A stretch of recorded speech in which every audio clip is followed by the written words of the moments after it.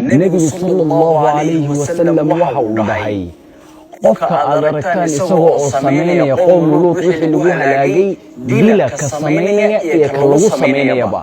xadiiska sanadkiisa inkastoo daciif ku jiro haddana albani uu saxiixiyey ahlul cilmi oo dhanna boqolkiiba 90 waxay isku waafaqsan yihiin haba kala duwanaado sida loo dilayo ee in la dilayo qaar waxay leeyihiin meel dheer laga soo tuuro sidii qoom luud inta dhulka la qaaday loo dhanka kale loogu rogay qaar waxay leeyihiin hal la gubo qaar waxay leeyihiin dhagax lagu dilo way isku waafaqsan yihiin dilka haddii aanan isku waafaqsanin sida loo dilayo cabdulmalik ibn marwan madaxweynaha muslimiinta soo maray ayaa waxa uu leeyahay haddii uunan alle ku sheegi lahayn qur'aanka in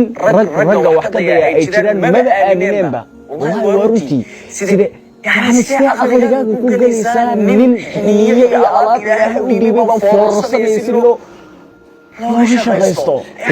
إن قف وحلا سمايو إن قف نفط اللي جوي كواحن برتايش وشاك waxaan ku hadla ma garanayaba ka fogaad inta ka fogaan karisaan dadka aad ku ogtiin waxa sameeyana ka fogaad inta ka fogaan karisaan waayo xoolaha ayaa ka aqli badan xooluhu dibiga kuma dayo awrka kuma dayo